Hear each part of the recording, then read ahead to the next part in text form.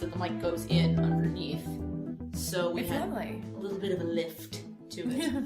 But now I feel like we're supposed to be taking notes, and I'm gonna go run and stage manage a show for you. No, exactly. I really hate everything. I'm glad we're rolling. Oh, jeez, I forgot about that. No, I love it. You guys are so good. This could be off Broadway by now. She's talking to her invisible actor. Should I be concerned? I feel like one of the things that I'm probably going to wind up doing with these episodes is kind of find a place where it joins in, like we're already in conversation. Yeah, and I like that. Like, hi guys. That was totally organic, just so you know. We're in the audience today, which is fun. I like having this angle to look over on the stage. Yeah. Joking about judging our invisible actors right now. Oh, that's right. No, but today we're actually sort of, I guess we're going with what's strange but true, dear, about us in a way. Because if we're putting which in the could be a series of itself. Seriously. And now I'm sitting here going, every guest we ever have on, we need to be like, what's strange but true about you, dear. Look, I made it on point. But if we're talking about our, the stories behind your favorite works of fiction, I think it's only fair that we go, what are our favorite works of fiction from when we were youngins. Quite youngins. And we couldn't have had different books. Really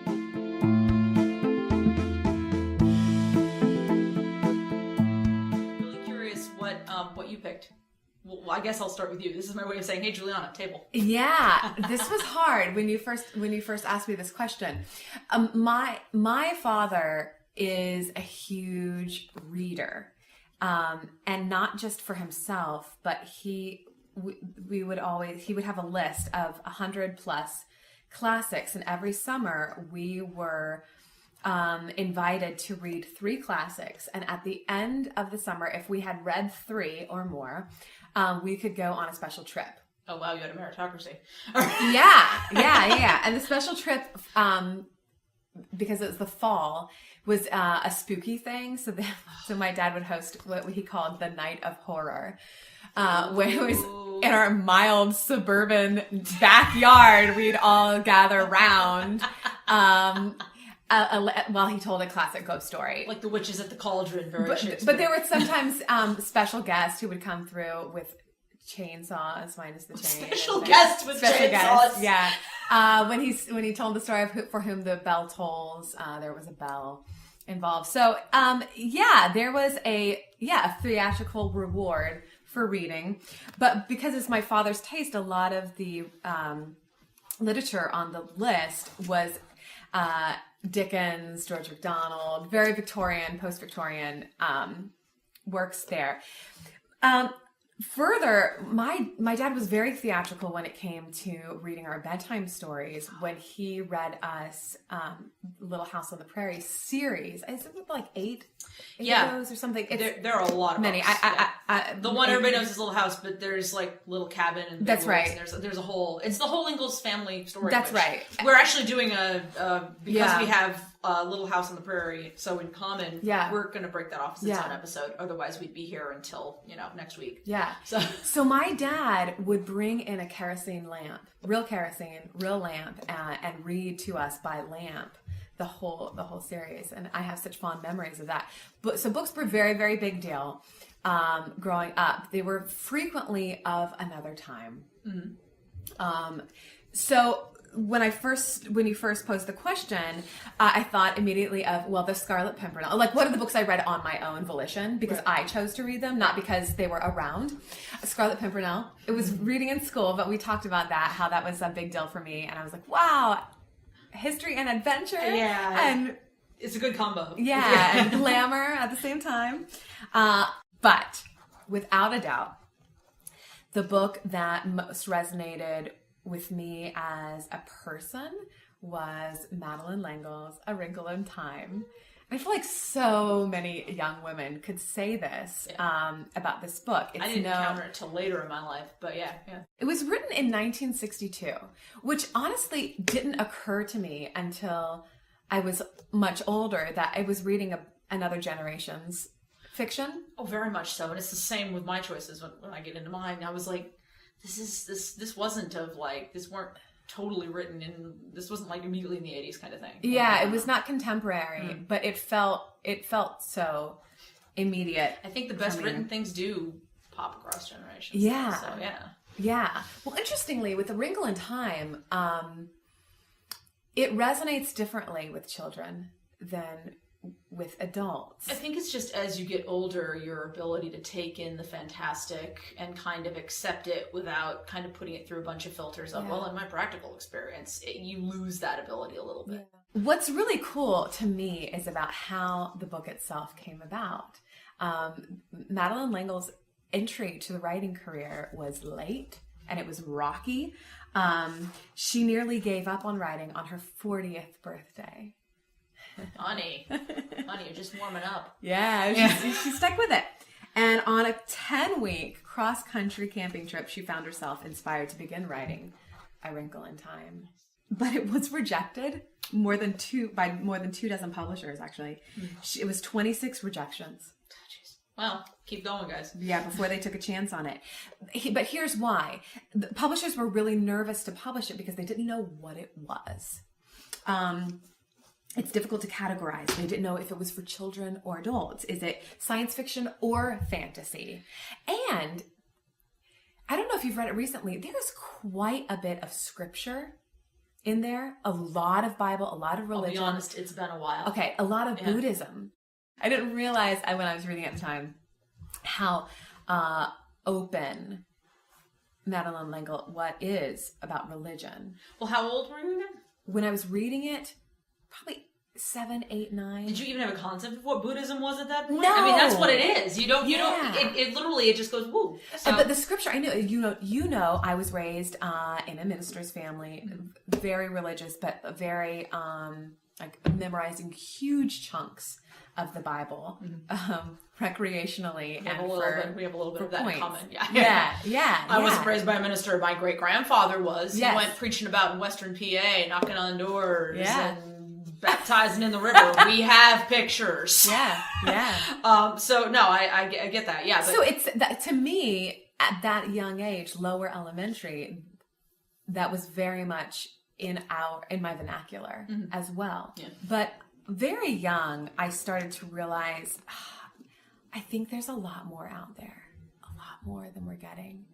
And especially the idea of putting the spiritual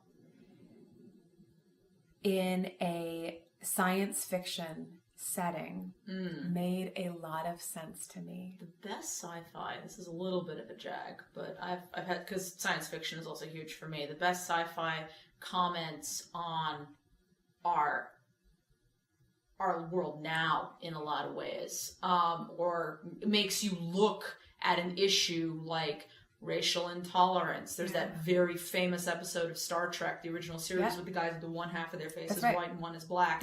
And the fact that the other guy is just the other way around and going, but they're inferior to us. And it just makes you go, it literally, in that case, make it very black and white. But makes you look at it from the outside and divorcing it from all of, I guess, the things that root it in our now and make us go, oh, well, and tick off our own biases and make you kind of look at it a little bit more objectively and go, well, that's crazy. You know, a lot of morality, I guess, type plays too. Star Wars. Yeah. Oh God. Yeah. It's a space opera. Don't kiss your sister, kids. Well, I'm teasing. But the decade before, C.S. Lewis is writing Lion, Witch, and Wardrobe, right? Yes. So you've got that Christ figure and Aslan, and so it's not new territory that she's using the fantasy world and religious jargon or structure. It's new that it's in sci-fi. Interestingly, though, to me, it was like, yes, my people, people who think like me. Like me, L'Engle and Meg are one of my favorite characters of all time. She's the main female character in A Wrinkle in Time. She's not good at math. Preach. Yeah, I wasn't either, but fascinated by science. And that intersection is where A Wrinkle in Time happens. But anyways, Lingle was drawn later in her adulthood to cosmology and nonlinear time. Now, here's the thing. I remember vividly pondering nonlinear time at the age of 5 or 6, sitting in church. See, I'd take that into writing. Like, everybody was like, okay, so antisocial. She's sitting in the back of the church with her little notebook. And I'd be like, I'm making a world around me right now because I'm not relating to all the 35, 40-year-olds that I'm, immersed in. Yeah. So I'm going to write my little story. And I wasn't playing with time so much, but I was certainly playing with fantasy. Yeah. And fantastic other creatures in other worlds. It's funny because one of my influences as a kid, I loved Pete's Dragon. So I had a dragon imaginary friend who I'd hang out with. Aww. And sometimes he and I would write stories, or I'd write stories about hanging out with him. I don't even remember his name. I think he was just Dragon because I didn't have a teddy bear when I was a kid. I had a frog and his name was Froggy. See how very linear. Yeah. So I wasn't playing with time even with my toys. Yeah. But I would just, creating a world that you can kind of escape into. And I think that's where you find yourself, when you do get drawn to theater as you get older. And you literally immerse yourself in a totally different person in a totally different time. And it's very healing. Yes. Yeah. So, I remember one of my earliest memories is of sitting in church saying, I'm sitting here behaving, but what if it's just my mind that thinks I'm sitting here behaving? What if I'm actually running around screaming? And I would like play that mind game. I would just be like, but what if right now they're, holding me down and I'm screaming? Alternity. Well, the whole theory that every event that happens in the world, in some other timeline, it splinters off in and the upside all down. Of the options are happening. Yeah. Maybe the upside down. Actually, very Star Trek. When you poke through the fabric into another line and suddenly everything's different. So, no, that's very... and you were doing that at 5. I was doing it very, very early. Yeah. Very early. So anyway, well, apparently I'm not the only one. No, you're fine. Power to the people. Lingle picked up this book by none other than Albert Einstein on cosmology. Yeah. And she adamantly believed that any theory, this is a quote, any theory of writing is also a theory of cosmology because one cannot discuss structure in writing without discussing structure in all life. She based the protagonist on herself, so Meg Marie. The novel starts off on a dark and stormy night. Meg Marie has had a really terrible day. And later on, she has a little brother, Charles Wallace. Also, I had a little brother who was 6 years younger than I. So I doted on, and still do, in a ridiculous way. I have very maternal protective feelings of my baby brother, who is fully grown, capable adult with, who's... You're right. But I still feel very protective of him. So I also related to the relationship she has for Charles Wallace and the protective feeling that she has for him. Like many young girls, both Meg and Lingle were dissatisfied with their looks and felt that their appearances were homely, unkept, and in a constant state of disarray. So, what, third, fourth grader can't relate to that? Uh-huh. Oh, yeah. Yeah. Oh, yeah. So, Meg Marie is one of the very first female protagonists, not just in science fiction, but particularly in science fiction. And that scared the publishers even more. Of course. Right? Yeah. Lingle believed that the relatively uncommon choice, these are her words, of a young heroine contributed to her struggles in getting the books in stores, since men and boys dominated science fiction in particular. Big time. It's still maybe. Do you think? I feel like our generation is the first to really break out of that. My big... oh wow moment was when Star Trek Voyager had Captain Janeway, played by the fantastically ballsy Kate Mulgrew. Yeah. And I remember, and that was probably one of those first moments I stopped and I went, oh God, no, we have a real dearth of females in the authority roles. Like up to then we had Captain Picard and we had Kirk. And when we think of the like D&D and Comic-Con and cosplay world,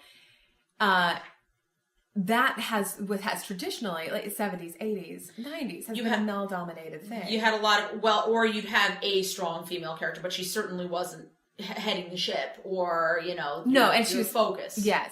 The genre, though, itself, the fact that it couldn't easily be classified as science fiction or fantasy or chick lit. Yeah. The where does this go phenomenon makes publishers very nervous. Yeah. Well, once it was published, that stopped being a drawback. Because if you're able to successfully get this weird fusion through, that's right, you might be able to actually touch off a brand new kind of craze itself. Yeah, and smart enough and well written enough for adults to enjoy, but it had all the storytelling elements that kids love and characters they had never met before. A glowing review, 1963 review in the Milwaukee Sentinel captured the sentiment. Quote, a sort of space-age Alice in Wonderland, Miss Langle's book combines a warm story of family life with science fiction and a most convincing case for nonconformity. Adults who still enjoy Alice will find it delightful reading along with the youngsters. It is also one of the most frequently banned books of all time. Wow. Oddly enough, Wrinkle in Time has been accused of being both too religious and anti-Christian, like the C.S. Lewis. There have also been objections to the use of Jesus Christ's name alongside figures like Buddha, Shakespeare, and Gandhi. Get out of here with that. Get out of here with that. Detractors feel that grouping these names together trivializes Christ's divine nature. I'm happy I have a chair here so I can slide out of it. Yeah. No. Mm-hmm. Yeah. I have feelings about that. Yeah, I do too. But I think that's also why I have tremendous peace with that, because I feel like as I have gone back and reconciled my childhood and the worldview I was delivered into and out of, I find tremendous peace with reading things where magic and religion and science all meet up. Yeah. Oh, yeah. So eventually Lingle learned to see the upside of the controversy there. In a 2001 interview with the New York Times, she revealed how she felt about it. She brushed it aside, saying, "It seems people are willing to damn the book without reading it. Nonsense about witchcraft and fantasy. First I felt horror, then anger, and finally I said, the hell with it. It's great publicity, really." That old school thought. It has actually also inspired real science facts. American astronaut Janice Voss once told Lingle that A Wrinkle in Time inspired her career path. Mae Jemison, famous astronaut, she cited having watched Uhura on the original Star Trek as a child as her inspiration to go into space. And then Mae Jemison got to do a guest spot on an episode of Star Trek The Next Generation. Oh, that's great. As like not like a huge big role. Like a walk-on or she's, something. She's on the bridge talking to, and I'm like, yes. So it's that full circle thing. It's like it's interesting how sci-fi also moves the line for us a little bit as far as like the tech that we saw in the original Star Trek. Like, Kirk's communicator is our cell phone. Yeah, totally. Yeah. And actually, to the point now of we're actually a little bit beyond some of what they were working with. Look, I mean, we've got... I'm in Star Trek right now. It inspires, and then it moves us forward. Yeah. And then, so where we are now, where you've got sci-fi that seems so out of this world, things like, I think this is the second episode we're referencing it, but Black Mirror. Yes, I sit here and go, how possible it is for that to be a thing. the social media one, where she's running around needing to be a certain amount of likes and a certain rating to even get like a car rental or your reservation on a plane. And like whoever you interact with, you're going to be super nice. They'll give you 5 stars. Like we're not that far from that now. Well, I mean, the wonderful thing with having a genre called science fiction or called fantasy, we can discuss more openly issues than directly. Because it's not happening now. That's right. Because it's in a story. Mm-hmm. Hypothetically. And that might actually be why Black Mirror rubs on people so funny, because it's so close. That's right. It does not feel that far off. There's just enough. Yeah. Let me just top this off. Okay. This year, A Wrinkle in Time is coming out as a movie. I was wondering if you were going to mention I've seen the preview. Yeah, I've got to. I'm excited to see it. You know, we always have that trepidation when a book you love goes to film, right? Yeah. However, the woman who's directing it is Ava DuVernay. She's one who did Selma. I trust her. Okay. I trust her, and I'm so glad it's a woman. Yeah. For whatever reason, it's like it's always mattered to me that Madeline wrote this sci-fi, fantasy work. Correct. Well, because so many classics that we're forced to read or even willingly read, it's male. That's supposed to open in March. Oh man, we should go. Almost there. We should. Oh right, that's going to happen next week. Oh, it's probably open now. It's probably open now. There's no delay between when we record and when this comes to you. No, not at all. What are you doing after this, Kay? I think we should go to the cinema. The AMC. At round Clifton Commons. Round the corner. That's right. Yes, the sun is out. The birds will be chirping. Sun is shining in the sky. Another song we don't have rights to. It stopped raining.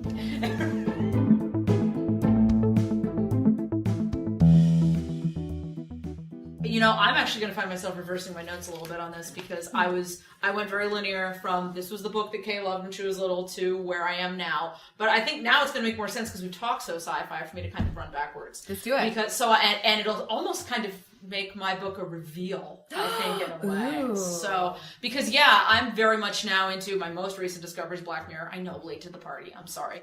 But I'm a huge Doctor Who fan, and I could not be more chuffed that our new Doctor, the Doctor's now regenerated as a woman. I know. And also Jodie Whittaker was in an episode of Black Mirror that I just watched. So I'm like, brain. But before Doctor Who, I was a hardcore Star Trek girl, as I've kept interjecting throughout A Wrinkle in Time here.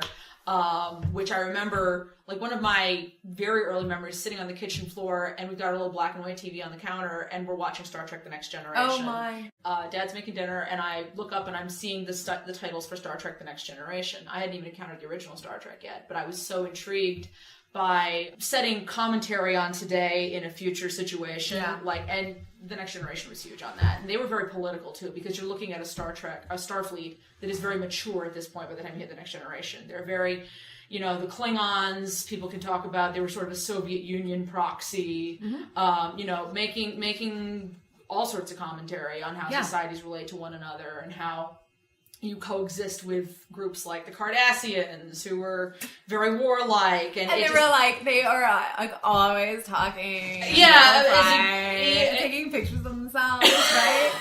Not them. Oh, with the ridges on their neck, and maybe before the makeup, but keeping up with the Cardassians would actually be a great thing. Give you all their contouring things. We should check that out. If not, we need to create that ASAP. Keeping up with the Kardashians. I'm sure Mike Westmore isn't too busy. We could have him stop by and do our makeup.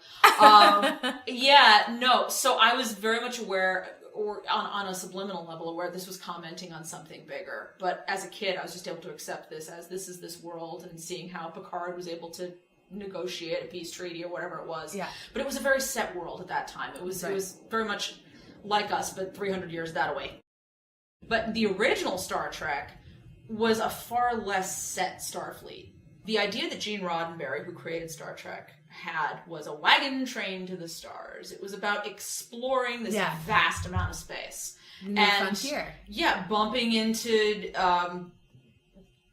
alien races that we've never encountered, and the weird societal stuff. It was very easy to make social commentary on where we were. Now, wagon train to the stars is kind of a great way to go here, because I was very fascinated as a kid with frontier life, with stories that were set in that we have vast amounts of land that we haven't even remotely explored yet. And the whole homesteading and not necessarily at that age, not quite getting the history behind it, but just getting that, oh, you can go out there and it's you against the world sort of thing, and you got your land claim, and you're gonna get your little dugout home in the hill, and again, Little House, which is gonna be its own episode for us. Yeah. So I was deeply into Little House on the Prairie books, but the one book I was so very deeply into was Fred Gibson's Old Yeller. You knew, I bet you did not think it was going in this direction, but kids, buckle up. Because it is one of those weird things. I was like, what is it about this specific? I mean, acknowledging that was the genre I was into, but there was something about it. Now, I didn't have a dog as a kid, so we can go all Freudian on me. I wanted a dog who would protect the house and would be my best friend. Yes. And that would tragically get rabies. That you could throw rocks at.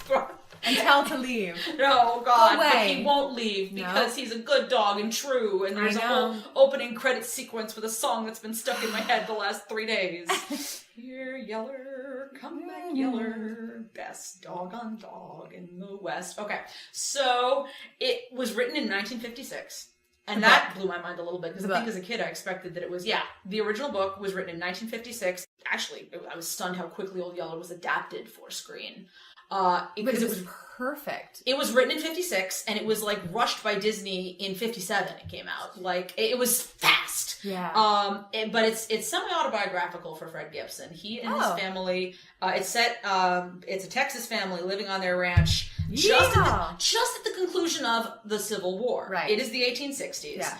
And I also had time to rewatch the film. Like within the first 2 minutes you're on screen, Travis and his little brother Arliss, who's sitting on the saddle in front of him, and they're coming up towards the homestead, and they're talking, and Travis is like, well, I ain't never seen but one piece of money, but it weren't no good. And Arliss is like, but you said you could get anything for money. Well, you can, but Papa's was Confederate. What's Confederate money? Almost like if they could have done a take to the camera, they would have, is how I felt about it. So they're like, just so you get it, we're in that part of history right now. Yeah. Which I then went back and was looking through, and I was like, okay, so he set this thing in the early 1860s, so we would have just been getting into the Homestead Act. Yes. We had all this new Louisiana Purchase territory land. For $15 million, we acquired 530 million acres, which works out to about 3 cents an acre. So we had all this land now, and there was the concern that the more wealthy plantation owners and farmers were going to snap it up because they had the money and the means for it. So what the government did is they stepped in and set up this legislation. The requirements to get this 160 acres of land was that, one, you'd file your application for approximately $18 in that time's money. Not a small amount, but, that's semi-affordable. It's like a down payment, on your house. 2, you needed to demonstrate land improvement while you were on it. However that works out. Look, I built a little house that doesn't fall over when the wind blows, which actually could be a challenge. And then 3, you file for your deed of title, which sounds pretty simple, but there were some things like the biggest thing was to get this claim, you could have never taken up arms against the United States. So that made it difficult. You also had to be 21 years old and have proof to being the head of the household. And then, once you got all of those things squared away, you had to stay on it for 5 years. Then it was yours. Then and only then was it yours. So I think there was definitely a fascination about it. It's very adventurous, right? You're going out there and you've been handed this land, but now you got to stick there. Yeah. You got to fight off the bears, and you got to fight the elements, and maybe the claim you got doesn't have the best soil in the world. You got to make it work. And your neighbors. Yeah. There's Hatfields over there. Correct. It's just so interesting though. When we look at this time now where we're at, I think there's also a bit of like a wistfulness a little bit for having that kind of space, because we have gone from sea to shining sea now. We're locked into this space. Like, our borders are set. And what the things that we value are not Tara. They're in the cloud. Correct. Right? Correct. But then, of course, when you think about idealizing that time, you also realize there were, apart from the obvious hardships, which make for great literature, reign of toads. Yeah. But actually, it brought its own thing, because you think about how perfect that time was. Like, oh my God, they had all this land, they could whatever. But there was also a lack of accountability in that way. So let's say you grew your tobacco on the land and it stripped the soil of its nutrients. You just move on to your next plot. Like, there was, to the point of, and I was actually surprised by these years.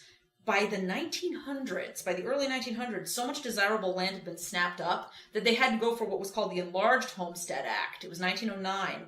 And you could get 320 acres, double your plot, if you were willing to accept less than ideal situations. Like, you're on the Great Plains, there isn't any ready irrigation, or perhaps some of this new claim you've been handed used to belong to somebody who did horrible things to the soil. Like, if you were willing to do that, you could keep that land too. And that was how larger land claims happened. Amazing. And how then later, once we got a little more landlocked, you'd sell off your land, but you'd sell off the part that was crappy. So, it wasn't like as much as we sort of romanticize it, and particularly the 1950s romanticized the heck out of it. Right. It wasn't a perfect situation then either. I mean, I think if we were to ask Jefferson how long he'd think that it would take us to burn through that 530 million acres he got us, he'd be like, we'll be good for hundreds of years. Hey, guess what? Less than 100 years after you died, we've kind of used up all the really good land. Check us out. Not to poop on humanity, but what did you do? But anyway, yeah, so Old Yeller is very kind of within that romantic light of that era. And that was where I loved to live as a kid, because I was just like, it's so exciting and so adventurous. You're living off the land. And like, when I would play various games of make-believe as a kid, one of the things I loved to do when I was writing my stories by myself was I would pretend I was in my little lean-to in the forest, and like, my friends and I did actually build like a fort out of sticks. In hindsight, it wasn't that wooded an area. I lived in upstate New York. We do have some very woodsy areas. I wasn't in one of them. But we had this little strip of land with like a bunch of trees. There were 5 trees and pine needles everywhere. It was a forest. Yeah. But like, I built my little lean-to, and I imagined that we had to go live off the land now. We had to forage for berries. And so something like Old Yeller would have really appealed to me at that age. So, and from the standpoint of adventure and going out into unexplored areas, this is why I evolved to science fiction later, because that's always been just a really cool thing for me. It's like, we're doing something no one's done before. That's right. So this is awesome. But anyway, back to Old Yeller, the basic idea. The family, it's a very typical setup. It's the dad's going off on the cattle drive because they got to make money so they can have the money for their land. And while he's away, 14-year-old Travis is going to take care of the family. His little brother Arliss and his mama. And you're rolling your eyes, but it's so very... No, I mean, no, it's like, that's so... Like, I have a 14-year-old. Yeah, and it's like, now you're the man of the house, and you take care of things for your mama. And keep everybody safe. And so the family has the expected struggles you'd have. Yeah. And then this little crunchy little stray dog comes into their life, and they call him Yeller. And why? Why? Because his coat was... He was a rough and ready feller, although his coat was yeller.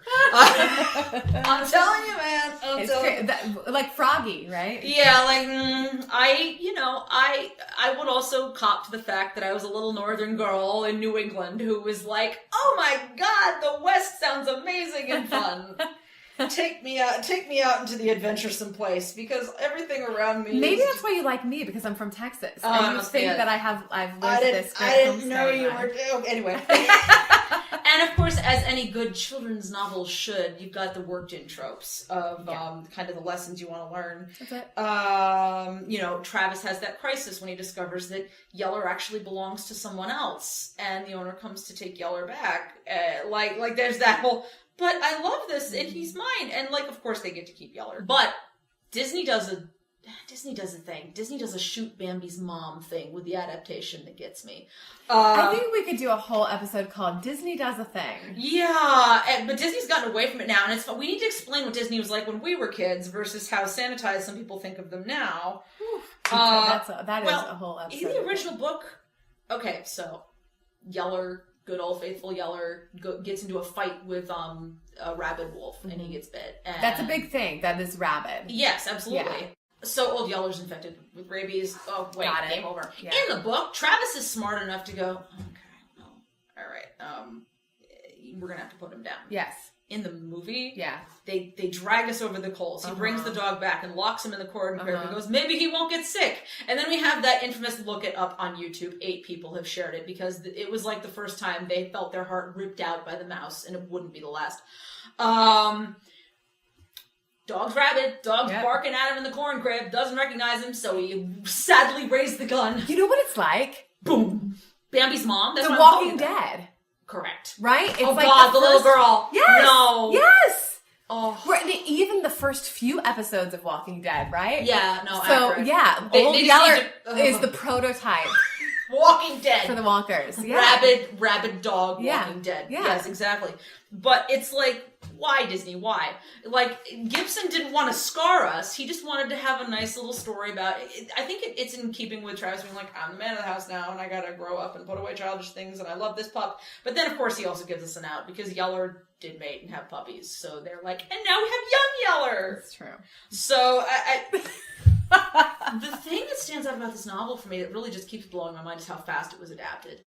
Also, it's nice to hear that Fred Gibson was written on screenplay. So many times the authors have nothing to do with what gets put on screen, which also leads me to believe that he was okay. Either he was okay or he got outvoted on the let's put a Bambi's mom moment in this thing. Yeah. But it's while it is very much of its time, as far as it's got that little weird warm place in my heart for me. Yeah. So there was that, and then I also, as I was going through, I was like, let's play a game where Kay lists everything of that era that she was really into. So let's do it. Yeah, there was Old Yeller, there was Little House on the Prairie. We're getting to Little House on the Prairie eventually. Sarah Plain and Tall, which was first time I ever saw Glenn Close, by the way, when they adapted it. I had missed her up until then. Although maybe I had seen her as Cruella de Vil. Somebody has to look up those timelines. But and what you said earlier, Dr. Quinn, Medicine Woman. Oh yeah. It was sort of like an evolution, because I was looking at it, I was like, when did Dr. Quinn run? Dr. Quinn ran 92 to 98. It ran longer than I thought it did. And right in that time period, Star Trek was really galloping in the 90s too. So I took my love of that Western fantasy, and it was right at that same time, 95, right in the middle of that they went with Star Trek Voyager and put Kate Mulgrew as Captain Janeway, like this really strong female, not gonna take any crap. And actually Voyager's thing is very frontier, because the idea of that series was via shenanigans, they get thrown all the way to the far end of the galaxy. They're in the Delta Quadrant. Delta Quadrant. Well, we're in the Alpha. Okay. And is there a beta in between? There is, there's a bunch of galaxy in between there. And now they have to get home. And they've been thrown so far out that it would take, oh boy, sorry Star Trek, like 90 years to get home. Like at maximum warp, it would take beyond the rest of their life. Yes. And that was if they burned out the engines constantly going. So really, it is sort of we're out on the frontier. And now we've exchanged wide open grassland for stars. Yeah. But, it's the same kind of interacting with the natives who are already there and finding resources. And so I guess for me, storytelling that has always really connected to me has been that we've got a lot of odds stacked against us, but we're going to explore while we're out here because we're still curious scientists or just wanting to, prove that we're capable of so much more than where we started from. Like that's kind of been my theme, I guess, in my life. And I'm so fascinated by how much of this overlaps as far as our interests are concerned. See, this is just why we're meant to be doing this together. It is funny. Yeah. I love that. So that's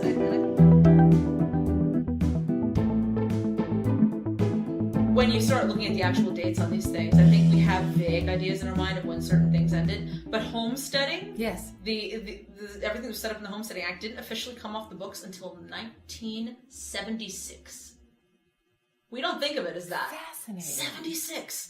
And because at that point our focus started to shift from claiming the land and improving the land to, we got to conserve this land. We have an oil crisis right now. Yeah, exactly. But it didn't officially come off until 76. And in fact, Alaska remained an exception to this rule until 1986. Well, yeah, that makes sense. Well, because they had so much more. Right. Yeah, if you're willing to deal with the ice and the snow. Wouldn't that be fun, though, Kay? You want to go homestead now? I'm pretty sure we'll get Can we go homestead in Alaska? It's off the books now. It's 86. Oh man, that would be so much fun though. We could. Although now I'm imagining us jumping in our covered wagon and rolling down the road in like Des Moines, Iowa, going, "We need land." And to improve this land, we're going to build us a theater. Are you Pa or my Pa? Somebody needs a... I'll be Ma. I'll be Ma. Patient and gentle. We'll bring your children. No personality. I'll have 2 cats. And we'll find a dog. And my dog, my Afghan hound, my faithful, prissy. Here, Afghan. Confused dog as hell.